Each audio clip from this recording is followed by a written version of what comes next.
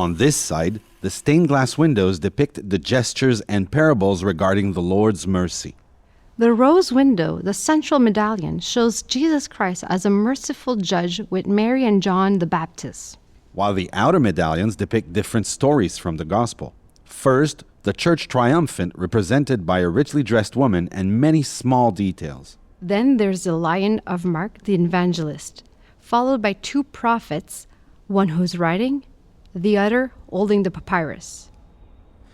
The winged man from Matthew the evangelist arrives. He represents the human genealogy of Jesus. There's also a blindfolded woman who presents the synagogue medallion. And then the eagle of John the evangelist, which represent the heavenly mystery. Nothing soars higher in the sky than an eagle. Two medallions represent prophets, and finally, the bull of Luke the evangelist.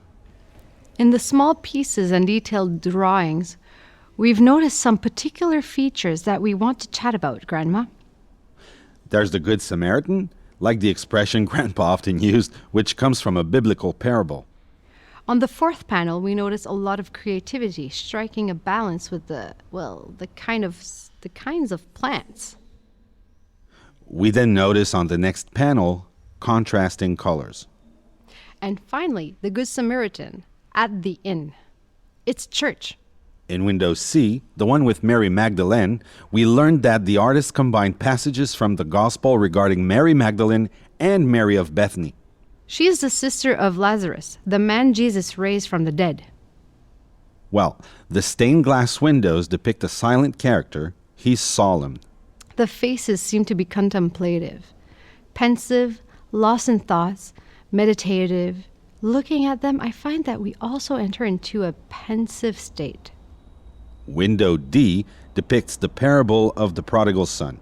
What's remarkable at first is the disorder that's filled with colors and patterns. It's a jumble, but it reinforces the idea that the characters are moving. What's notable in all the windows is that windows A and E depict theological virtues. Abilities that God Himself has given to us to help us live in communion with Him. Those are faith, hope, and charity. And these virtues are represented by women. There's also a difference in tone among the theological virtues. In shades of red.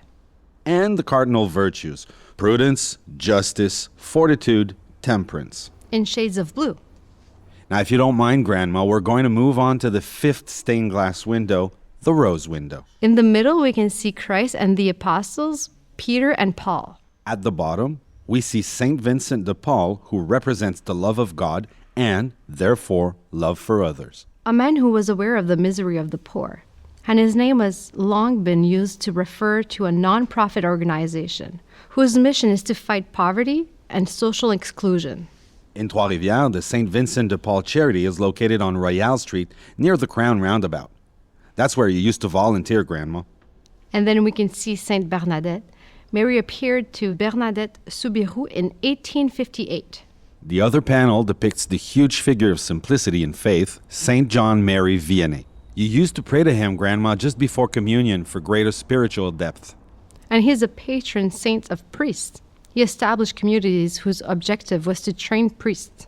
And the next one is Grandma's favorite, Joan of Arc with her sword and armor. Her face is one of the most beautiful among all the stained glass windows. You mean so far? Yes, indeed. But since I've already looked at all the stained glass windows, it really is the most beautiful one. That's why Grandma loved it so much. Here's a brief version of Joan of Arc's great story. She grew up during the 100 Years' War, and she heard voices when she was 13 years old that asked her to help save France from the English and to get Charles VII crowned. In the spring of 1429, Joan of Arc set out escorted by a few men, and she forced the English to leave Orléans, which they had occupied for 6 to 8 months. Charles VII was crowned the following autumn. But in a dramatic turn of events, French agents from her own country, which she saved, arrested her and handed her over to the English. After that, she was tried by an ecclesiastical court for heresy and, above all, for witchcraft. Her trial lasted 3 months, and then she was burned at the stake. However, she was rehabilitated in 1456. Moving along, we can now see Saint Remy baptizing King Clovis. And there's a debate regarding the historiography. There's uncertainty whether it was on December 24th or December 25th of the year 496. But that baptism brought the Franks into the Catholic religion. And then there's Saint Louis of France, which is also the name of a sector of Trois-Rivières. Saint Therese of the Child Jesus. Shortly before her death, she predicted that she would make roses rain down. You remember Grandma always placed roses in a vase on October 7th to celebrate her. Saint Francis de Sales, who introduced Christian life to the laity, he was attentive to everyone and dialogued with Protestants. He became a very gentle man and founded a religious order based on the gentleness and charity of Christ. That order would visit the poor and care for the sick, and welcome the weak and infirm. Finally, Saint Catherine Labouré. Mary appeared to her when she was in a convent. Mary is said to have asked her to produce a medal with the invocation. O Mary, conceived without sin, pray for us who have recourse to you. Millions of those medals were made, and I think Grandma has 10 or 12 of them. That's normal. It's a miraculous medal. You can even see it in the stained glass to her right. And now, Grandma, a very important feature. We're going to tackle the information on the Lancets regarding Canada's pioneers and discoverers. So, we're going to take a break and find a comfortable bench where we can sit down.